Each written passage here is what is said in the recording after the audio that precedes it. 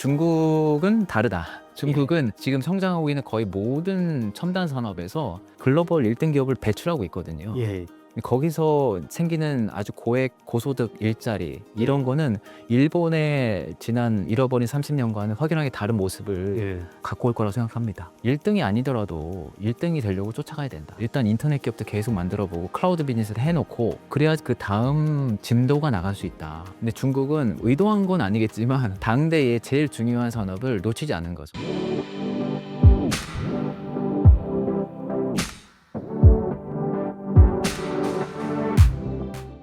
여러분 안녕하십니까?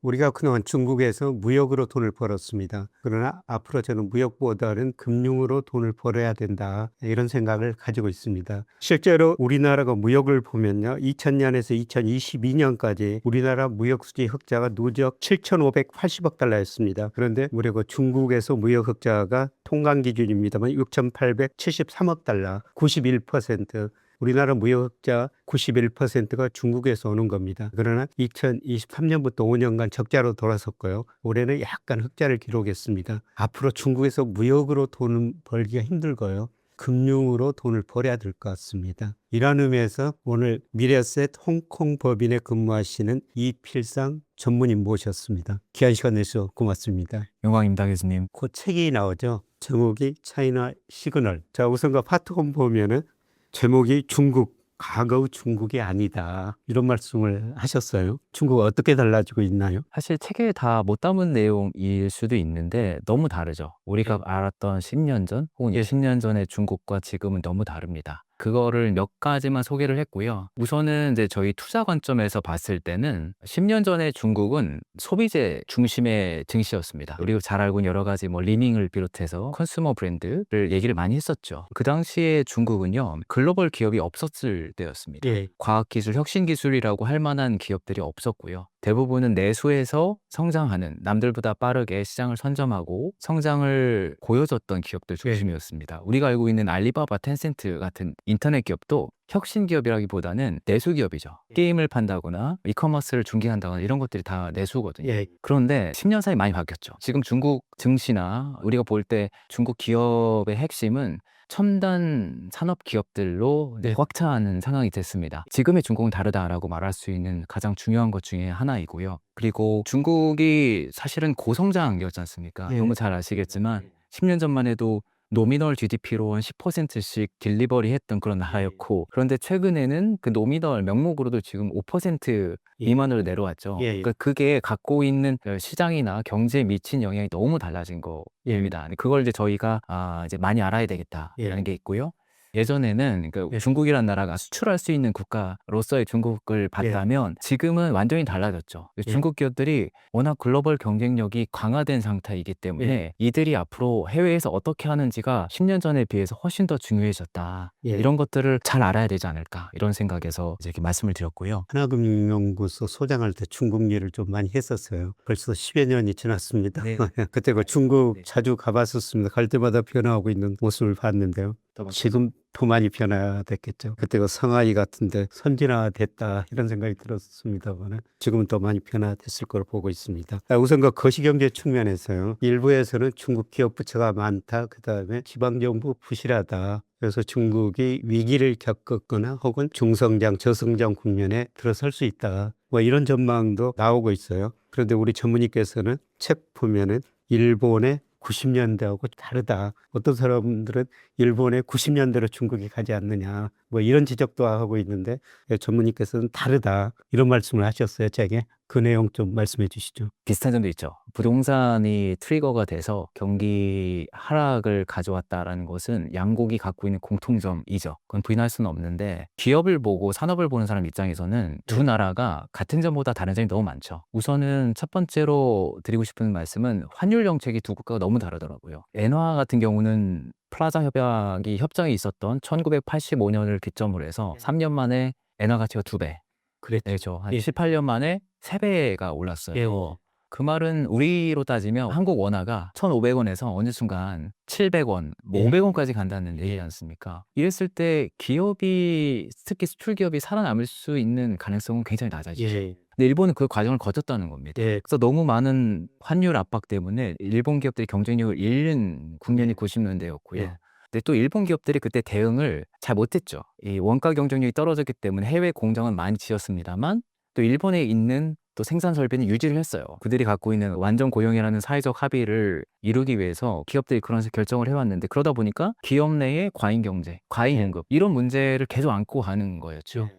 그래서 엔화 이 환율 정책이 굉장히 중요한 변수였다. 예. 근데 그거를 중국에서는 볼 수 없는 거죠. 그래서 지난 20년 동안 중국의 환율은 크게 바뀌지 않았습니다. 고점 대비 한 20% 정도인 건데 사실 20년 동안 중국이란 경제가 엄청 다른 면모로 바뀌었지 않습니까? 예. 그래서 그게 중국이 갖고 있는 환율 정책 기조입니다. 예. 절대 유언을 약세로 만들지 않겠다. 강세로 강하게 가지는 않도록 막겠다. 그레이주얼한 변화를 추구한다. 이거는 일본 기업, 일본 산업과 다른 중국 산업과 중국 기업이 갖고 있는 일종의 장점인 거죠. 두 번째는 이거는 사실 기업을 안 보면 잘 모르세요. 일본이 지난 소위 말해 잃어버린 20년, 30년을 말할 때 일본이 갖고 있는 가장 큰 문제는 당대 떠오르는 가장 중요한 성장 산업에서 1등 기업을 배출을 못했다는 겁니다. 돌이켜보면 지난 30년 동안 전 세계적으로 우리는 많은 성장 산업을 경험을 했어요. 대표적인 게 인터넷, 예. 비즈니스 모델이 있었고요. 그다음 핸드폰이 있었죠. 그리고 또 신약 개발도 사실은 굉장히 큰 산업으로 성장을 했고 지난 10년간에 또 배터리 산업도 성장을 예. 했고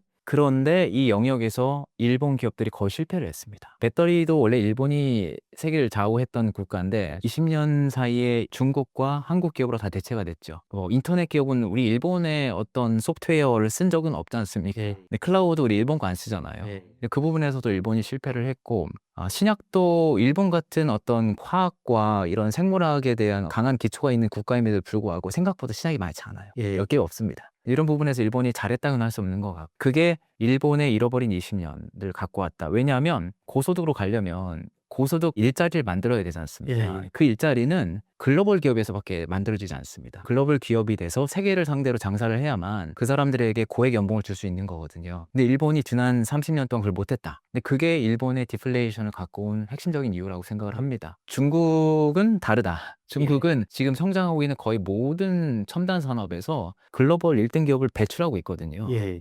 거기서 생기는 아주 고액 고소득 일자리 이런 거는 일본의 지난 잃어버린 30년과는 확연하게 다른 모습을 예. 갖고 올 거라고 생각합니다. 일본의 잃어버린 30년 말씀하셨습니다만 세계 GDP에서 일본이 차지하는 비중이 94년에 한 18.4%였거든요. 근데 작년에 보니까 4%로 급락을 했어요.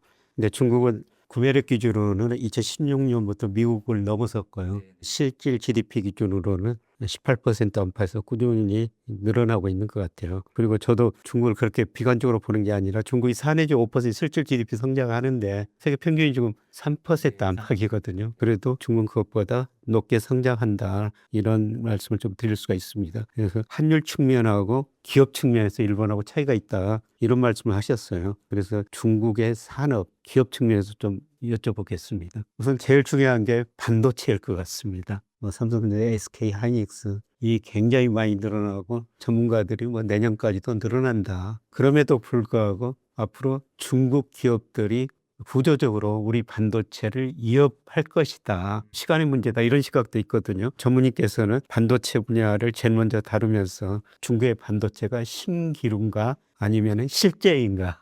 제가 중국이 반도체가 신기루냐 실체냐라고 했던 거는 약간 중국의 반도체를 너무 높게 보는 측면도 있습니다. 예. 당장이 우리한테 위협이 될 것처럼 생각하는데 반도체가 할 수 있는 게 너무 많죠. 예. 우리 AI 반도체뿐만 아니라 우리 일상생활의 모든 디바이스들, 자동차에 들어가면 전력 반도체 수많은 그 쓰임새가 있는 것이고 수요를 갖고 있는 산업이기 때문에 중국이 할 수 있는 게 많습니다. 그러니까 정말 우리가 알고 있는 7나노 이상의 AI 칩이 아니더라도 28나노 이하의 일반적인 디바이스에 쓸 수 있는 이런 반도체는 중국이 많이 따라온 것 같아요. 그게 이제 제가 드리고 싶었던 말씀이고, 그러니까 이런 거죠. 서로 제로섬 게임이 아니라 같이 성장할 수 있고 또 중국이 잘할 수 있는 영역이 분명히 있는 것 같다. 28나노 또 14나노까지도 아마 중국이 글로벌리 상당한 경쟁력을 가질 가능성이 높다라는 게 제가 그동안 중국 기업들을 보고 난 이후의 결론이고요.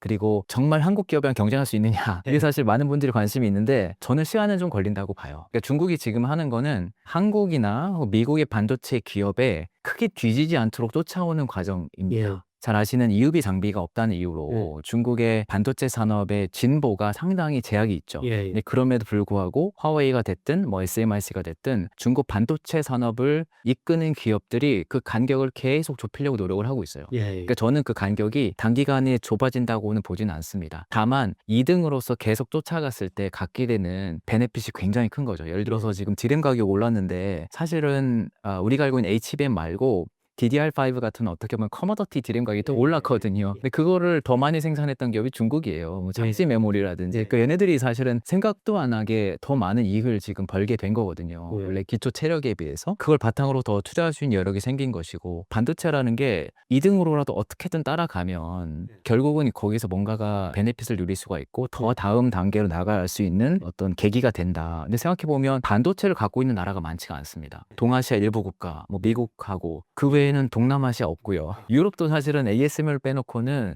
별로 없어요. 예, 그러니까 얘네들이 그거를 노력을 어떻게 보면은 못한 거죠. 충분히. 근데 최소한 중국이라는 나라는 반도체의 중요성을 알고 반도체 쪽에서 계속 노력을 하면서 뒤처지지 않으려고 한 거죠. 그래서 그런 면에서는 베네핏을 같이 누리고 있다라는 게 제 메시지이고요. 예, 또 한편은 걔네들 관점에서는 시장이 너무 큰 거죠. 거의 전 세계 모든 IT 디바이스는 다 중국에서 생산되는데 예, 아직도 미국 거, 일본 거, 한국 거 쓰고 있거든요. 예, 그걸 대체했을 때 갖게 되는 성장의 폭은 다른 반도체 산업보다 훨씬 더 크다라고 할 수가 있겠죠. 그래서 반도체 산업은 중국은 확실히 성장하고 있고 신기루가 아니고 또 우리가 너무 기대를 안 하고 있어도 그 안에서 성장할 수 있는 점이 너무 많다. 그렇게 이제 보는 게 맞는 것 같고 다시 돌아와서 한국과의 경쟁을 생각을 하면 EUV 장비 브렉스루가 키인 것 같습니다. 예. 네, 극자외선 리소그라피 장비가 없는 상태에서 지금 중국이 갖가지 여러 가지 프로젝트를 통해서 노력을 하고 있거든요. 그거 없이도 반도체 생산해내겠다는 거죠. 힘들죠, 사실은. 1등과의 간격을 계속 유지하면서 따라간다는 거거든요. 지금은 EUV 장비가 없기 때문이고 만약 있으면은 벌써 올라왔죠. 다른 표현으로 하자면 EUV 장비가 정말 중요한 어떤 바틀렉이고 이것에 따라서 중국의 반도체의 포텐셜은 확연하게 달라지겠죠.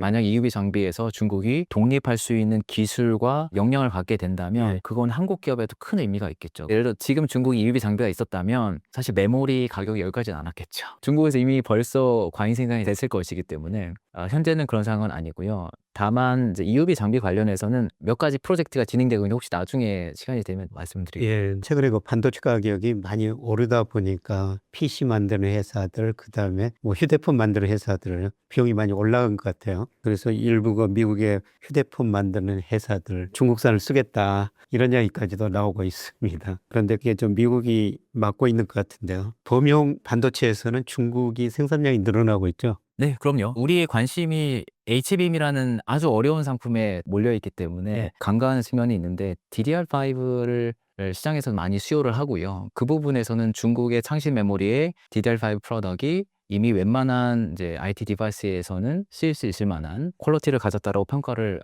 받고 있습니다. 그것도 나름대로 대단한 거예요. 왜냐하면 몇 년 전만 해도 DDR4에 머물러 있었거든요. 그리고 대만에 있는 많은 메모리 회사들은 아직도 DDR4만 만들어요. 우리한테는 별거 아니죠. 삼성, 하이닉스가 너무 쉽게 만드는 것 같으니까. 근데 다른 고가 기업들한테는 그거 쉬운 건 아니었거든요. 근데 중국의 창신 메모리가 DDR5에서 양산에 성공했다는 건 나름대로 큰 성과이죠. 아까 제가 말씀드린 그 논질, 그러니까 1등 기업과 2등 기업의 차이는 계속 있는데 이거를 벌리지 않고 계속 쫓아오는 상황이다, 중국이. 그게 대표적인 사례가 DDR5의 양산. 이라고 할 수 있을 것 같습니다. 방금과 창신 메모리 말씀하셨습니다만 이게 상장된다는 이야기가 많이 나는데 상장 지금 상태가 어떻게? 방송 나갈 때쯤에는 상장이 돼 있을 것 같은데요. 7월 마지막 전에 아마 상장 예정되어 있습니다. 반도체 잘 되고 있습니다만은 중장기적으로는 중국의 반도체 산업 우리가 좀 공부를 해야 될 것 같고요. 아마 이 책에 자세한 내용이 나와 있습니다. 두 번째는 AI, 로봇 거의 따로따로지만은 또 결합되고 있거든요. 중국이 미국하고 견줄 만큼 또 AI에서도 앞서가죠. 우리 정부가 내세운 게 AI 3대 강국이거든요. 미국, 중국 다음으로 우리가 AI 강국이 돼야 되겠다 그러는데 중국의 AI는 지금 어느 정도입니까? 많이 따라왔죠. 예. 예. 똑같은 논리를 말씀드리면 미국에 뒤처지지 않을 만큼 중국이 올라와 있다. 미국을 능가하려고 계속 호시탐탐 노리고 있는 그런 상황이죠. 중국 AI를 볼 때 참 저는 좀 감회가 새로운 측면이 있어요. 네. 그 AI라고 했을 때 저희가 주로 이제 AI 파운데이션 모델을 기본으로 생각을 하지 않습니까? 네. 그 모델이 있어야만 이제 그걸 바탕으로 응용이 되는 거죠. 네. AI 에이전트가 됐든 뭐 AI 코딩이 됐든 그 상업화가 되는 건데 지금 중국의 AI 파운데이션 모델이 미국의 모델과 거의 근접했다 이런 네. 거지 않습니까? 근데 이게 어떻게 가능했을까? 네. 제가 이 책의 그 요지가 사실은 이건데 중국의 엔지니어 배당이 상당하다. 예, 여기서 엔지니어 배당이라고 하는 것은 엔지니어가 어떤 이유에서인지 많이 배출이 되는 거죠. 그게 자연스럽게 어떤 베네핏으로 연결된다는 걸 의미를 네. 하는 거죠. 엔지니어 뭐 보너스라는 말도 가능한데요. AI 산업이 그런 거죠. AI를 다룰 수 있는 모델을 다룰 수 있는 인재들이 중국에 너무 많은 겁니다. 그래서 최근에 시카고 대학 마르폴로 조사에 따르면 AI 탑 수준의 연구자들의 50%가 중국 학부 출신이라고 얘기를 해요. 네, 저도 그런 이야기 예. 들었습니다. 근데 이제 아까도 이제 중국 경제 말씀하셨지만 중국이 전 세계에서 차지하는 비중은 한 20% 남짓이거든요. 예. 그러면은 AI 인력도 20%만 배출하면 되는 거지 않습니까? 예.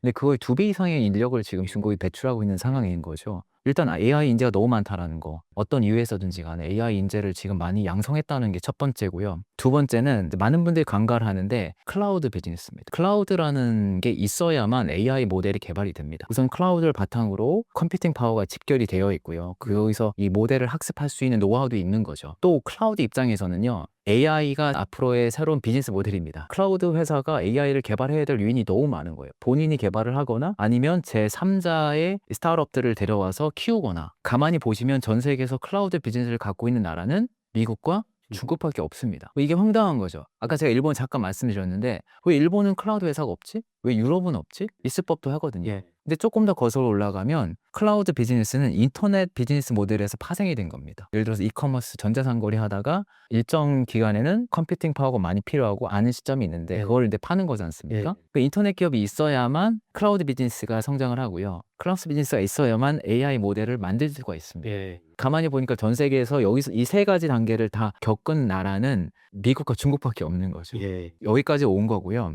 저는 그런 교훈이랄까? 그런 생각을 많이 하는 거죠. 1등이 아니더라도 1등이 되려고 쫓아가야 된다. 일단 인터넷 기업도 계속 만들어보고 클라우드 비즈니스를 해놓고 그래야 그 다음 진도가 나갈 수 있다. 근데 중국은 의도한 건 아니겠지만 당대의 제일 중요한 산업을 놓치지 않은 거죠. 그 이유 때문에 중국이 지금 AI 모델을 갖게 됐고요. 근데 이게 정말 중요한 게 중국이 만약 AI 모델이 없었잖아요. 예. 그랬으면 중국이 AI 투자할 요인이 별로 없는 겁니다. 만들어 놔봤자 결국은 미국 거를 갖다 써야 되는 거지 않습니까? 근데 중국은 어떻게 하다 보니까 클라우드 비즈니스 있고요. 또 AI 모델도 괜찮은 준수한 AI 모델도 꽤 갖게 됐고 거기에 최소한 추론용 AI 반도체를 또 본인들이 생산할 수가 있어요. 그러니까 이런 것들이 있으니까 지금 시너지가 발생하고 있는 상황입니다. 예. 예.